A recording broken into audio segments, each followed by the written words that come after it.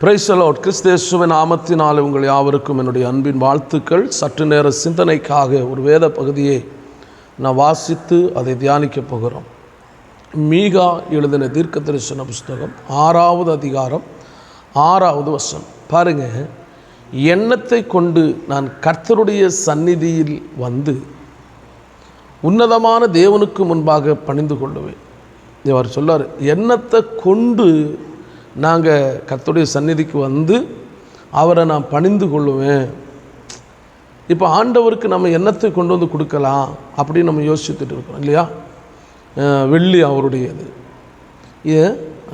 நீங்கள் வைத்திருக்கிற எப்படி சொல்லுது, வெள்ளியும் பொன்னும் அவருடையது, விலையேறப்பெற்றது எல்லாமே அவருடையது.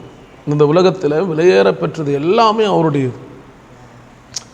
இவைகள் எல்லாவற்றை விடவும் ஆண்டவர் விரும்புகிறது யாரை தெரியுமா? உங்களை தான்.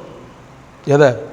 வெள்ளியையோ, உலகத்தில் இருக்கிற பணத்தையோ, உலகத்தில் இருக்கிற ஆஸ்திகளையோ, உலகத்தில் இருக்கிற காரியங்கள் எல்லாவற்றையும் விட ஆண்டவர் நேசிக்கிறது யாருன்னா அப்படி சொல்லுங்கள், என்னை என் ஆண்டவர் அதிகமாக நேசிக்கிறார். இப்போ நம்ம எதை நேசிக்கிறோம்? உலகத்தில் இருக்கிற பொருட்களை நம்ம நேசிக்கிறோம் இல்லையா? உலகத்தில் இருக்கிற அழிந்து போகிற காரியங்களை நம்ம நேசிக்கிறோம். யோசித்து பாருங்களேன். இப்போ ஆண்டவர் யாரை நேசிக்கிறார்? உலகத்தில் இருக்கிற ஒன்றையும் அவர் நேசிக்கவில்லை. புரியுதா? மழையா, தண்ணீரையா, காற்றையா, உலகத்தில் இருக்கிற மண்ணையா, பொன்னையா, உலகத்தில் இருக்கிற எதையும் அவர் உங்களை. ஏன் அப்படின்னா, நீங்கள் தேவனுடைய சாயலிலே படைக்கப்பட்டிருக்கிறீர்கள், உருவாக்கப்பட்டிருக்கிறீர்கள். அதனால் ஆண்டவர் உங்கள் மேலே தான் பிரியமாக இருக்கிறார். இப்போ நீங்கள் நினைக்கிறீங்க, நான் கடவுளை வணங்க போனால், மூட்டை முடிச்சோட போனால் தான் அவர் நம்மளை ஏற்றுக்கொள்வார். ஏங்க, தேவனை ஆராதிப்பதற்கு மூட்டை முடிச்சு தேவையில்லை.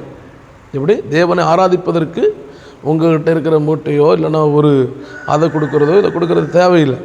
நீங்கள் முதலாவது எதை கொடுத்தாலும் அதனால் ஆண்டவர் பிரியப்பட்டுருவாரா? அப்படி இல்லை.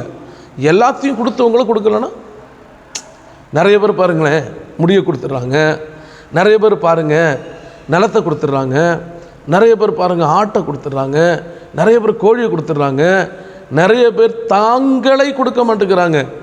ஆண்டவர் என்ன விரும்புகிறாங்க அப்படின்னா, உங்களை நீங்கள் கொடுக்கணும்னு விரும்புகிறாரு. புரியுதா உங்களுக்கு? தேவனிடத்தில் உங்களை முழுமையாக கொடுத்துட்டீங்கன்னா அது ஆண்டவருக்கு பிரியமாக இருக்கும். அதை ஆண்டவர் ஏற்றுக்கொள்வார். உங்களை கொடுக்காமல் நீங்கள் எதை கொடுத்தாலும் அதனால பிரயோஜனம் என்ன இருக்குது?